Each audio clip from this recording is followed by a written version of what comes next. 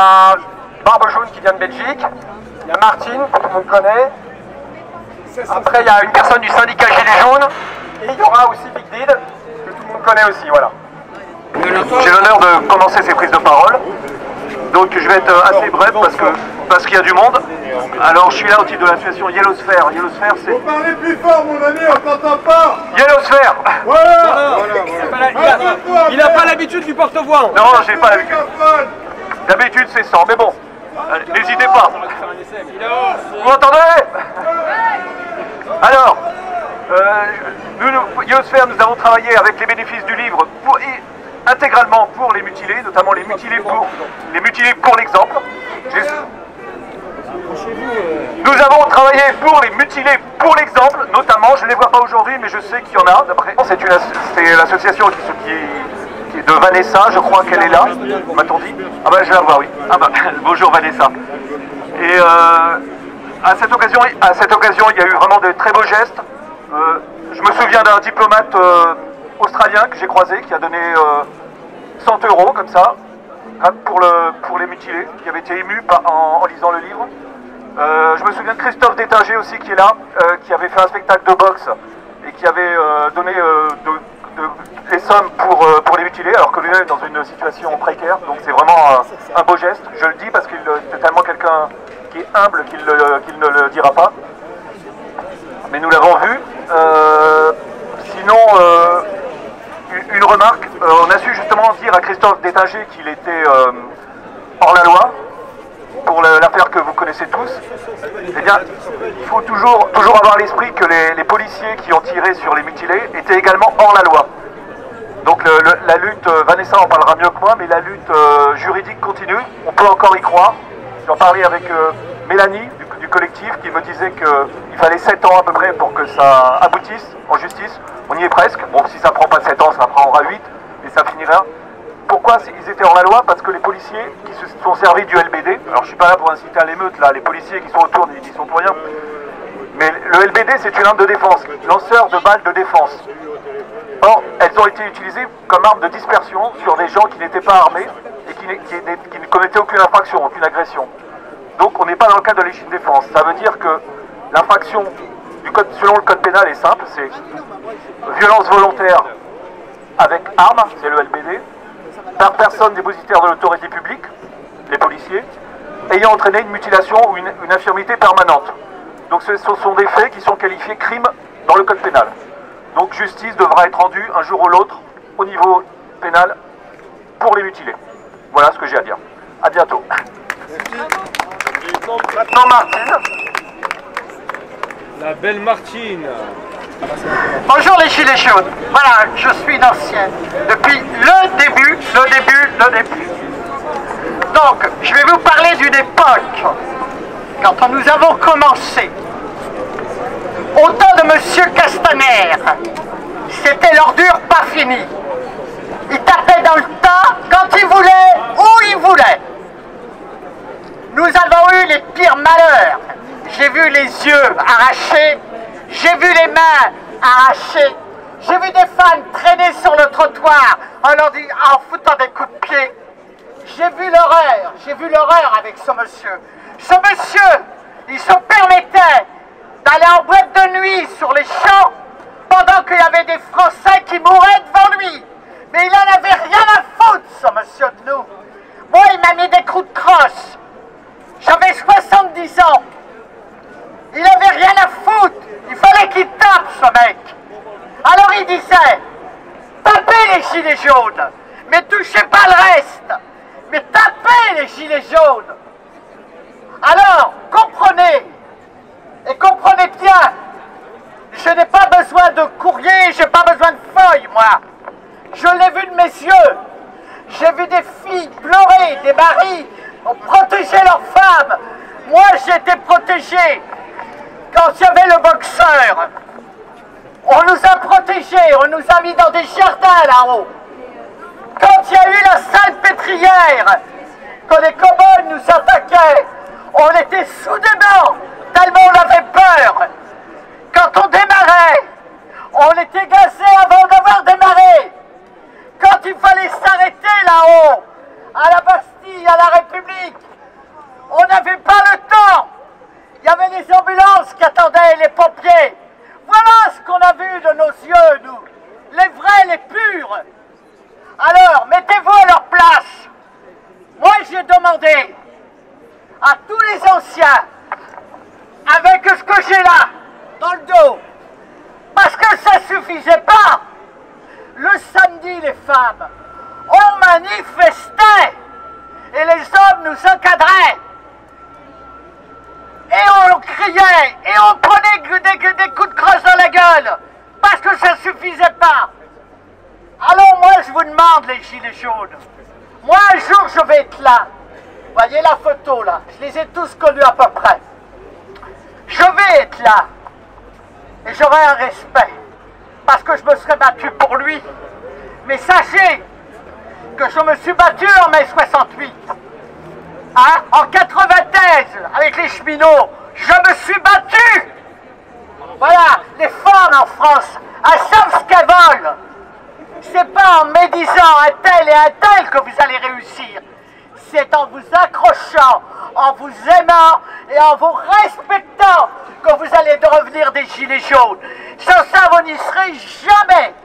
Ne vous serez jamais respectés et personne ne vous regardera. Moi, dans la rue, quand on me voit, on me dit « Tiens, c'est l'ancienne gilet jaune. » Mais il y a un respect. Faites-vous respecter, je vous demande. Faites-vous respecter et faites-le au nom de ceux qui sont morts, ceux qui sont fait arracher, et nous, les anciens, les retraités, je vous demande et je vous remercie de votre gentillesse. Merci. Ah aussi. Et maintenant, Barbe Jaune qui vient de Belgique, qui est régulièrement à Paris. Salut les amis.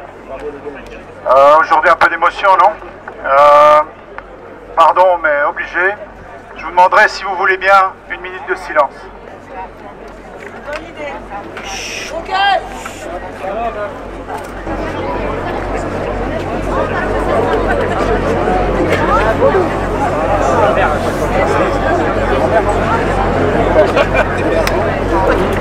Une minute de silence, s'il vous plaît. Bon, alors je suis un gentil, moi. Demandez à ma maman, à mon fils, vous verrez, je suis un gentil. Pourtant maintenant je demanderai non pas une minute mais un bon moment de vie, de haine. De haine pour les Lallemans, les Castaner, les Darmanin, tous ces gens-là. Alors la haine c'est correct, hein, c'est le minimum, c'est le prix à payer, mais ça suffit pas. Moi j'aimerais bien, ça c'est le côté un peu plus gilet jaune, j'aimerais bien que le peuple là ne lâche pas l'affaire. Donc les Darmanin, les Castaner et tous les autres, vous choisirez le mot là, ils ont une vie, ils vont chez le coiffeur, ils vont boire un café au vaudeville, ils vont faire je sais pas quoi, voilà. Eh bien nous tous, nous sommes en contact avec eux tout le temps, toute la vie. Eh bien moi je demande aux coiffeurs de ne pas les coiffer, je demande aux serveurs de ne pas les servir, je demande au peuple de ne jamais oublier ces gens-là et de les venger à leur manière. Donc voilà un message au peuple. Alors, je vais quand même aussi préciser que on n'est pas des victimes. On est tous des Manu, on est tous des Christophe Détinger, on est tous ça en fait. Selon le hasard, on est pris dans une situation ou dans une autre, mais les Gilets jaunes c'est le peuple courageux. Et donc, bien évidemment qu'aujourd'hui c'est un jour un peu spécial, on rend hommage aux nôtres qui ont eu moins de chance que nous en fait, mais nous ne sommes pas des victimes. Je veux que vous le sachiez ça, nous sommes des héros, comme Christophe. Alors évidemment on est moins costaud, on est moins beau, on est moins tout ça. Que tout le monde pardon, excuse-moi, je suis ta modestie, je sais, mais on sait tous, voilà. Mais on est comme lui en fait, voilà. Et Manu et les autres étaient comme lui aussi, quoi, voilà. On est tous ça. C'est vraiment un très très beau peuple, le peuple des Gilets jaunes, n'oubliez jamais ça, quoi. Voilà. Et alors, bon, moi, c'est bien gentil de me donner la parole parce que je suis belge, voilà, mais soyez pas racistes, les gars, la parole, tout le monde la mérite. Et donc, moi, ça fait 1 heure ou 2 que je suis là et j'entends plein de trucs intéressants. Vous savez quoi, les gars? Je vais laisser le micro à quelqu'un d'autre. Hein. Et par exemple, ici, le gars là, pardon, je connais pas ton prénom. J'entends qu'il vient de où, d'Amsterdam, juste pour ça, quoi. Je lui cède mon temps de parole. Vas-y, va. Non, mais c'est parce qu'il y avait un ordre, c'est pas grave. Allez-y.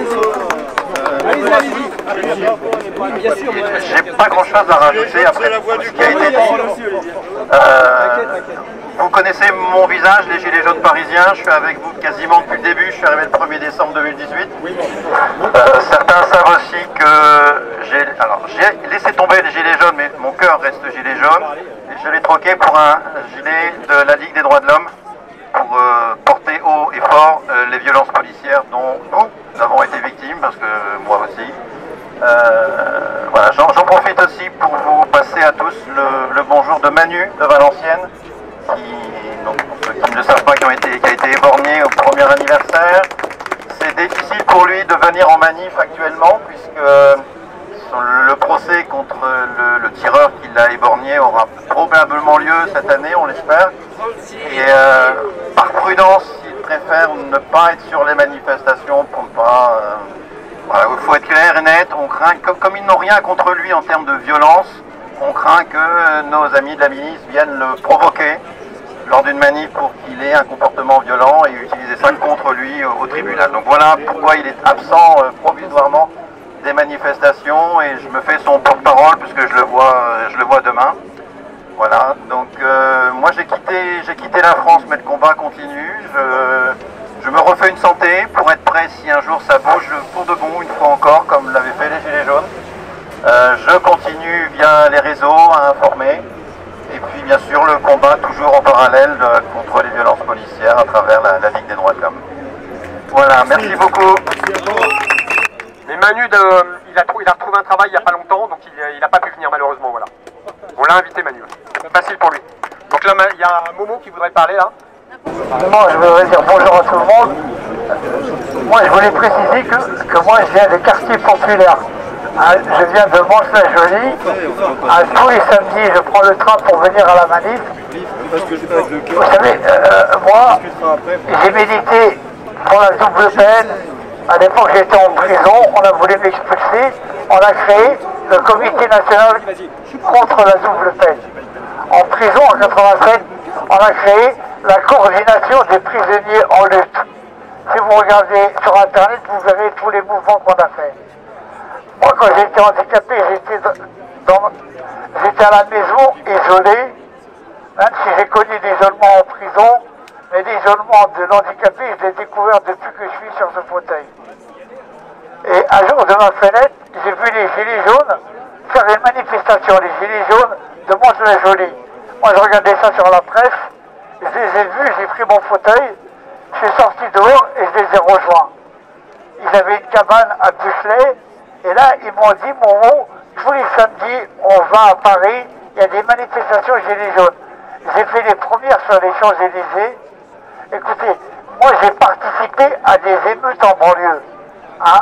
Les jeunes, ils faisaient des émeutes, moi, j'étais là, j'ai tout vu. On a eu un jeune au bureau qui a eu un œil crevé. À l'époque, on disait rien, quoi. Pour nous, c'était normal. Entre guillemets, quoi. C'était normal, voilà. Mais ce que j'ai vu sur les Champs-Élysées, j'ai jamais vu autant de violence. J'ai vu, ils tiraient avec les fusils. J'ai vu les cartouches LDB passer à gauche et à droite. J'avais jamais vu ça de ma vie. Jamais, jamais. Moi, ce que je veux vous dire, c'est que pour moi, les Gilets jaunes, c'est l'avant-garde des luttes. J'ai fréquenté les gauchistes dans les squats à Paris. C'est eux qui parlaient d'avant-garde. Moi, je peux vous garantir que les Gilets jaunes, c'est l'avant-garde des luttes. Ces citoyens, ce peuple, qui tous les samedis, ils sont là pour revendiquer une revendication, le prix d'achat et tout ça, qui est toujours d'actualité. Pour moi, les Gilets jaunes, c'est l'avant-garde des luttes, c'est tout. Voilà, je suis fier d'être Gilets jaunes. Gilets jaunes un jour, Gilets jaunes pour toujours. Voilà. Merci beaucoup. Bonjour à tous, merci d'être présents. Franchement, je suis heureux de vous voir aujourd'hui. On est peut-être qu'une poignée, mais on est cette dernière force libre, honnête, sincère, pleine de valeurs, qui se battons pour les droits qui ont fait la France. Les droits de la liberté, les droits de la fraternité, les lois de la solidarité. Tout ce qui fait que nous sommes forts. On est les derniers Mohicans de ce pays, les premiers résistants de ce qui arrive. Aujourd'hui, on sait très bien que l'État il est endormi. On sait très bien que le peuple s'endort sur ses lauriers et mange les petites miettes que l'État lui donne. Mais quand les grandes mesures arriveront, les gens n'accepteront pas. On a toujours connu ça dans les mouvements. On a toujours connu les choses en avance. Les lois sont votées, mais c'est quand ça pique que le peuple se réveille. Le peuple se réveillera d'ici quelques temps. Parce qu'avec tout ce qui nous entoure, avec la politique européenne qui nous attire vers la guerre au lieu de la paix qui est voulue par le monde entier, les taxes qui sont faites par prétexte justement de cette fausse guerre et qui vont toucher les Français et impacter chacun dans son foyer, ne vous inquiétez pas, quand ça va piquer dans le portefeuille, il y aura beaucoup de monde qui va se réveiller bientôt. On est les derniers, les premiers résistants de la prochaine lutte, les derniers de cette lutte gilet jaune qui a commencé il y a 5 ans et qui se bat avec force 6 ans. On n'en est plus à une année près et on n'est pas prêt d'arrêter. Mais quand on aura réussi tout ça, on sera le fer de lance qui changera les choses. N'oubliez pas une chose, continuez à vous battre avec vos valeurs. Il y a plein de choses qui s'organisent aujourd'hui. Le 28, il y a le procès du préfet allemand, justement pour toutes les malversations qu'il a fait lors de la manifestation du 11 septembre 2021. Soyez nombreux à 13h au tribunal de Paris. Il faudra soutenir tous ceux qui se sont battus ce jour-là. Au Quai des Orfèvres, excusez-moi. Tout ça, ce sera communiqué par Isabelle, le syndicat et tout. Samedi prochain, le 29, avec l'INA sur le planning, on organise la prochaine manifestation Gilets jaunes. Donc, on communiquera, ce sera sur le groupe Action GJ, ce sera indiqué, ça fait partie du calendrier.